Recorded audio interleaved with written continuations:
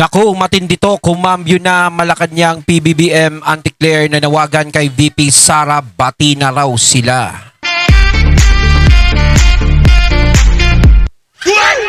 Ayan, syempre itong balitang ating matutunghayan ngayon ay nagmula kay Malacanang Watch 2024 at ito po ang inyong lingkod na si BT na magbibigay ng reaksyon at komento dito sa video na ating matutunghayan ngayon.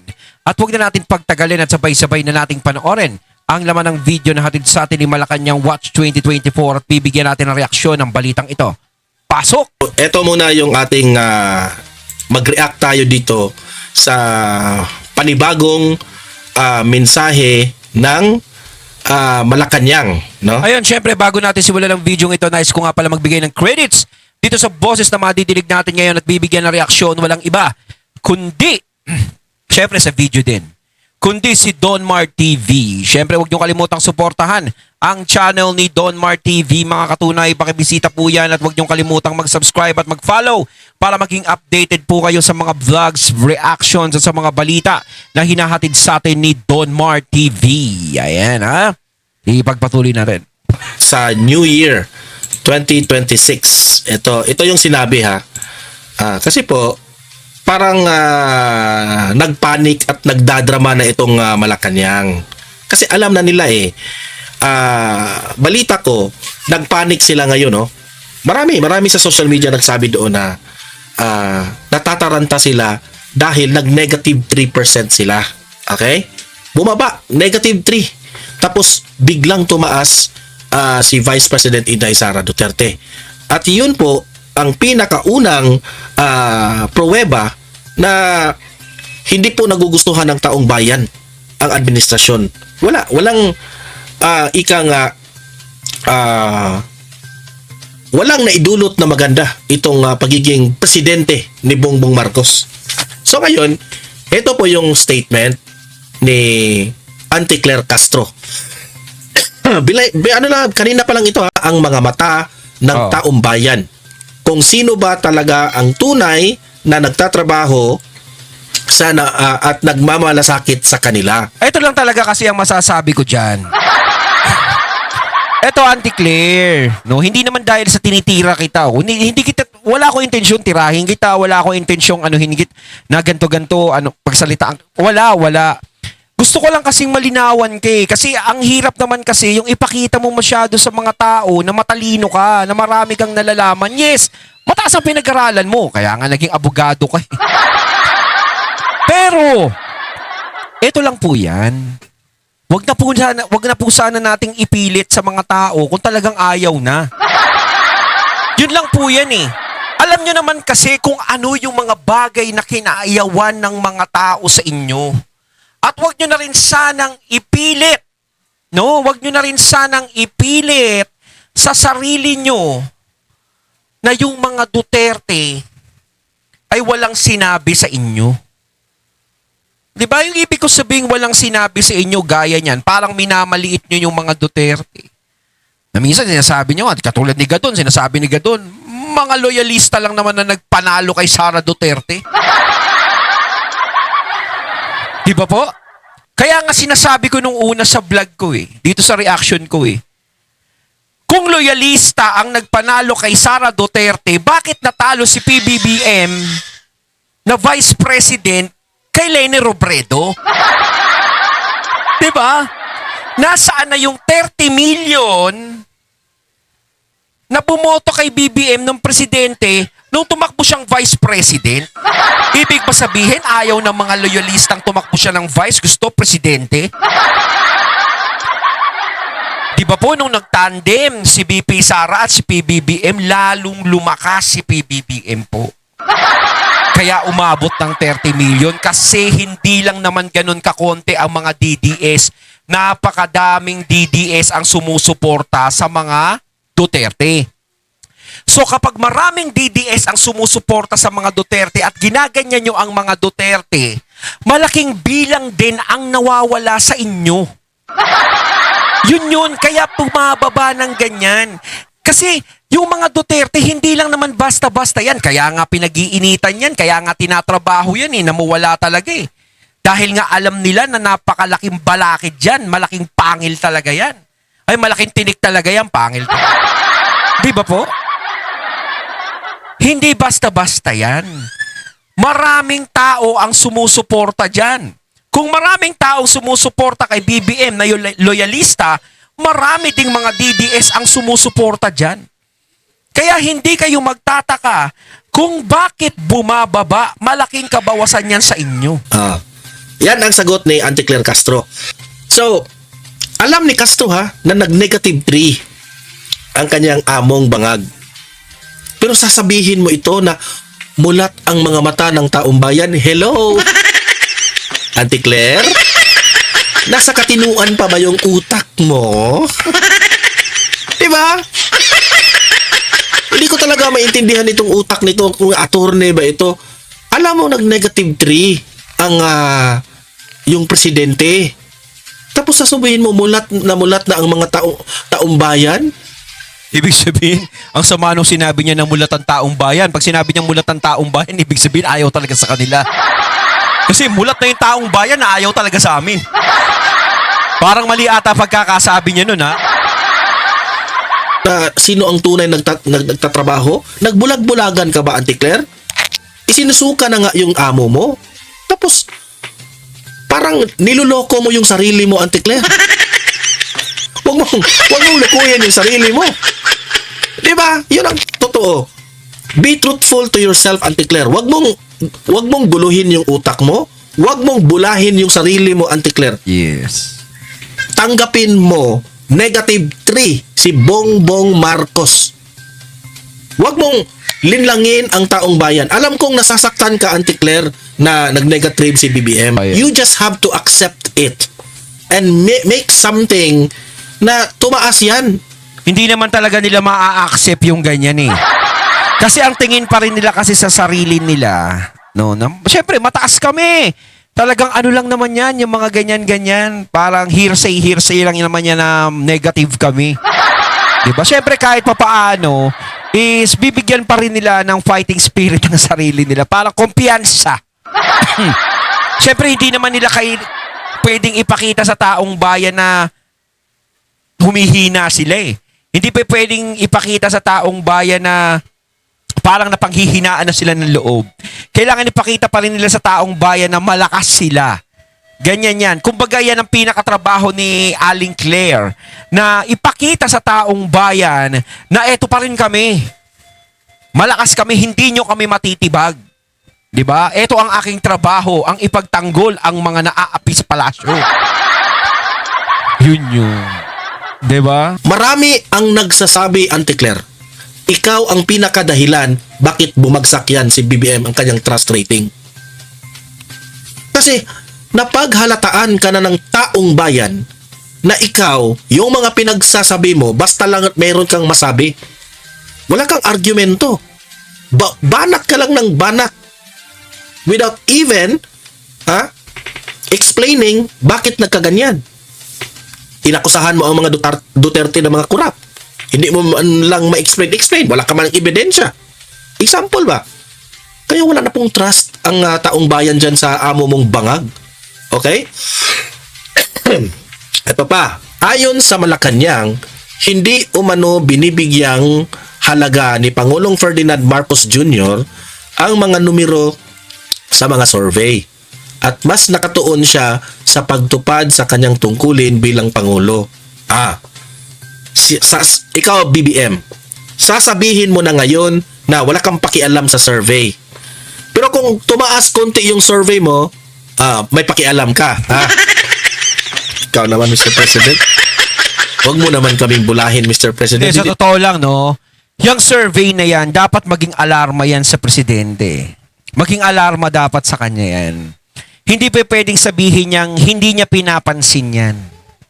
Na hindi ko papansinin yan, numero lang yan, survey lang yan. Dapat talagang pansinin yan. Kasi yung survey na yan, ang boses ng taong bayan. 'Di ba? So kapag nakikita mong mababa kang sa survey, may kulang kang ginagawa. Merong yung mga tao, merong hindi nagugustuhan sa ginagawa mo. So ano yun? Yun ang dapat mong hanapin. Paano mo siya mahahanap? Siguro naman nanonood ka ng social media, nanonood ka ng mga ano. Kung ano yung nakikita mo na hinaing ng mga tao sa kalsada o sa mga napapanood mo, yun siguro ang nagiging kakulangan mo. So ano ang dapat mong gawin? Punan lahat ng mga pagkukulang mo. 'Di ba? Kasi hindi lang basta dapat punan yan kasi nagkakaroon pa ng hamon. Tulad yan sa flood control project. May mga hamon sa'yo na dapat mong gawin. Halimbawa, kaya mo bang ipakulong yan? Kaya mo bang papanagutin yan? 'Di ba? Ganun yan. May mga hamon. So siguro, nasa sayo na lang din nasa presidente na lang din kung papakinggan niya yung mga tao. Kasi sa totoo lang, kung papakinggan niya ang boses ng taong bayan at gagawin niya kung ano yung tama, maaaring mabaliktad ang sitwasyon. Ang ibig ko sabing mabaliktad ang sitwasyon, baka sakaling yung negative na yan ay maging positive. 'Di ba? Maging positive yan sa mga tao. Kaso nga lang, kung hindi papakinggan, ay talagang mananatiling negative at baka mamaya maging zero pa yan. Kaya dito sinasabi ko, no, hindi mo pwedeng baliwalain yung mga numerong lumalabas kung nagne-negative ka. Hindi pwede. Dapat yan is naaalarma ka na dyan. Kailangan mag-isip ka ng paraan kung paano mo uli makukuha ang tiwala ng mga tao. Kung magtitiwala pa uli sila, di ba? Ako'y nagbibigay lang din ng payo. Hindi ako, di ba? Hindi ko siya tinitira, hindi ko siya, binibigyan ko siya kung sakaling mapanood niya to. Di ba? Binibigyan kita ng payo. Di ba? Mamaya kunin niya pa ako advisor. Joke. Hindi na magbubola ang taong bayan. Ha? Kapag ang survey ay nag-negative 3, hindi mo pinapansin. Yan ang, alam mo Mr. President, yan ang hirap sa'yo. Kaya hindi ka magiging magaling na presidente kasi wala kang pakialam sa survey. The survey, yan po ang sana basihan mo. Yang survey na yan. Yan ang pinakabasihan mo kung ikaw ba ay you will strive hard. Kung matino ka na presidente at hindi ka bangag, sasabihin mo, hala, nag-negative 3% ako, di ba? Nag-negative 3 ako, so I will do more. Yun yung sinasabi natin. Tama si Sir Don Marton. Ano ang pwede kong gawin at mga bagay o mga programa na para naman tataas yung rating ko? Ganon! Yun. Di ba? Yun yung sinasabi natin. Hindi yung Mr. President, negative 3% na yung negative 3 na yung trust rating mo. Wala akong paki. Wala akong paki sa negative 3. Wala. Ewan ko dyan. Basta ako, magtatrabaho lang ako. Ganon siya. Di ba?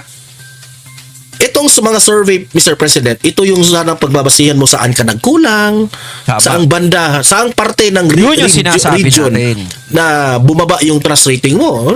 Sa Visayas, bumaba yung trust rating mo. O, doon ka, bumuhos ka ng atensyon doon sa Visayas. O, ganon. Example lang ba? Ay, sa Mindanao. Kaya nga ako tutuusin, merong isang magic dyan para tumaas ka. Merong isang napakadaling magic na dapat mong gawin. Pabalikin mo si Tatay Digong dito sa Pilipinas, baka maraming matuwa sa'yo. Hindi totoo yan, di ba? Medyo matinding hamon din yun. Pero sa tingin ko, kung magagawa niya yung bagay na yon, at yung impeachment ni BP Sara is tumulong siya sa pagpapaatras niyan, no? Kasi kung tutusin yung impeachment na yan, once na iutos niya na tigilan nyo na si Sara Duterte, tigilan nyo na yan. Titigil yung mga yan. Hindi naman mataas ang congressman sa presidente. Mas mataas pa rin ang presidente. Yan pa rin ang pinakamataas at talagang pinuno talaga. Hindi nila pwedeng suwayin ang utos ng presidente. Pag sinabi nilang iuwi nyo si Tatay Digong, tumulong kayo sa pagpapauwi kay Tatay Digong, tutulong yung mga yan. Maiuuwi si Tatay Digong. Pag sinabi mong itigil nyo ang impeachment kay Sara Duterte, ititigil nila yan. Yung dalawang yan, at saka isa pa, ipakulong nyo lahat ng mga nasa flood control project na sangkot mula ulo hanggang paa. Yan. Yan. Ang tanong kasi dyan, kaya ba? Yun ang pinakamatinding tanong dyan. Pero kung magagawa mo lahat ng bagay na yan, sigurado, baka mag-iba ang timpla ng ihip ng hangin. Tama ba yun? Baka mag-iba yung timpla ng juice. Yan. Maglasang iced tea. Tiro ka na, nag-negative 3 ka na sa Mindanao. Oh, doon ka magbuhos. Magpasip-sip ka doon. Kung anong project ng ano mo. Diba? Ganon Wala sana, na bro. Kasi, ewan. alam mo kasi kahit na kahit na sabihin natin na, eto, negative 3 ako. Tapos ang gagawin mo lang na solusyon, mamigay ng ayuda, tumulong sa mga tao, magbigay ng tulong. Wala pa rin yan. Wala pa rin yang magagawa. Yung mga binanggit ko kanina, yun ang malalaki talaga na pwede mong gawin para siguradong medyo baka magbago yung isip ng mga tao. Diba? Ko sa iyo dahil sira siguro yung utak mo o bangag ka ba talaga ng totoo. Kaya, wala. Mas lalo, pustahan tayo. Aabot yan ng negative 5 siguro o negative 10. Oh, di ba?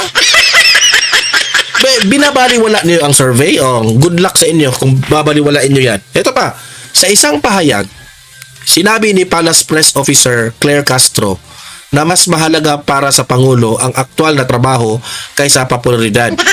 Ikaw naman, Auntie Claire, bobulahin mo yung Pangulo. Isa ka sa mga dahilan na yung Pangulo natin, no, kampante sa sarili. Oh, kampante kasi ikaw, bula ka rin magsalita.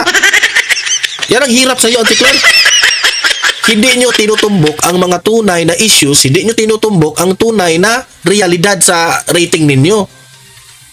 Yung si former President Duterte nga dati, never talaga yan na bumagsak ang rating. Siguro, yan. bababa lang konti, tapos tataas, di ba? Pero ito, kapag bumaba ang rating ni Tatay Digong noon, no? Pero hindi naman bumagsak, bumaba lang. Kapag bumaba, sasabihin niya ni Tatay Digong, bumaba ang rating ko because medyo kulang pa tayo sa sa mga bagay na dapat nating susolusyonan. Ganun. Matcha-challenge si Tatay Digong. Yun ang ginagawa niya dati. Tama yun. Sinasabihin nga na ni Tatay Digong, if you don't trust me anymore, mga taong bayan, I can step down. Sabihin nyo lang. Oh. Kasi akseptado ni Tatay Digong ang sarili niya. Basta ginawa lang ni Tatay Digong ang dapat niyang gawin. He strive hard para sa bansa natin. Kung hindi pa rin tayo kontento, sabi ni Tatay Digong, I will step down. Kasi yung sinasabing step down na yan, Sir Donmar, hindi pa pwedeng gawin kasi ni BBM yan. Kasi totoo lang, no? Kahit sabihin natin si PBBM, magsalita ng, kung hindi na kayo kontento sa mga ginagawa ko, I will step down. Walang papayag sa mga nakadikit dyan. Siyempre, once na magsalita si PBBM ng ganon, nako, alam na natin, mag-iiyakan yung mga nasa tabi niyan. Sigurado yun. Yun ang iniiwasan nila. Kaya kahit sabihin natin na ma-stress si PBBM sa nangyayari ngayon, parang gusto ko nang umalis sa pagiging presidente. Yung mga tao nakapaligid sa kanya, wag kang aalis, paano kami? Di ba? Maraming maaapektuhan. Diba? Takot lang nila talaga.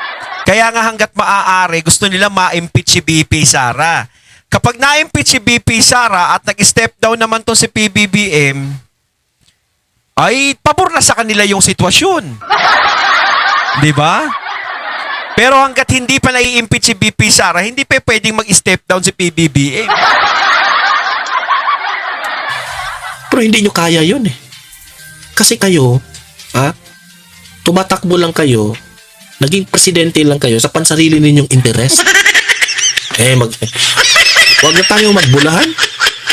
Yun naman talaga ang realidad yan Di ba? Kaya ikaw, Castro, ikaw yung pinaka reason bakit kawawa itong amo mong bangag. Ayon kay Castro, masusukat ang tiwala ng taumbayan sa mga konkretong resulta ng pamumuno at serbisyong nararamdaman ng mamamayan. So ibig sabihin ni Anticlar Castro dito, hindi siya naniniwala dito sa mga survey. Pero kung tumaas konti yung survey, naniniwala ka. Pero kapag bumaba, ayaw mo nang maniniwala. Ganyan kayo eh. Ang hirap kasi sa iyo, Castro, no? Palingkera ka. Hindi mo kasi inaalam ang tunay na problema ng Pilipinas. Hindi mo kasi inaalam kung ano ang tunay na kakulangan ng iyong presidente. Kahit naman si Castro, hindi niya naman alam ang nangyayari sa laylayan eh. Oo, kaya nakapagsalita ng ganyan yan. Di ba? Yung mga pinagsasabi mo, para kang advertisement ng Malacanang. Sa totoo, di ba? Alam niyo yung mga ads? Yung mga advertisement, hindi naman sa lahat yung mga advertisement, like example, shampoo. Di ba? Sobrang kintab ng buhok mo. Sobrang shiny yung buhok mo. Pero hindi yan totoo. Hindi yan Oo. maging ganyan yung buhok mo. Kasi sa buhok yan ang klaseng buhok ng tao. Commercial yun para para kung maganda bilhin talaga ng yung buhok ng tao, tapos siya yung nilagay dyan na model ng shampoo, edi maganda talaga yung buhok niya. Kung i-apply mo yan sa sarili mo na wala ka namang kagandahan na buhok, hindi talaga yan maganda yung buhok mo. Yes, tama. So ang shampoo, kukuha sila ng modelo para maiinganyo yung tao. Tama. Ma-advertise yung tao. Pero ang katotohanan dyan, maganda lang talaga yung model na meron siyang magandang buhok. Kagaya rin niya ni Castro. Alam niya na ang kanyang bangag na amo is not performing well. Pero todo pa rin siya na nag-a-advertise sa kanyang presidente na magaling si BBM, siya ang nagsugpo ng korupsyon, bla bla bla bla bla, kung ano-anong sasabihin niya kasi trabaho niya. Ayon, at ating natunghayan ng video na nagmula kay Malacanang Watch 2024 at syempre natunghayan natin ang boses na yun at ang video na yun na binigyan natin ng reaksyon na nagmula kay Sir Donmar TV. Kayo mga katunay, anong masasabi niyo tungkol dito? Comment lang po kayo sa comment box. So once again, I'm BT and I'm out. Peace.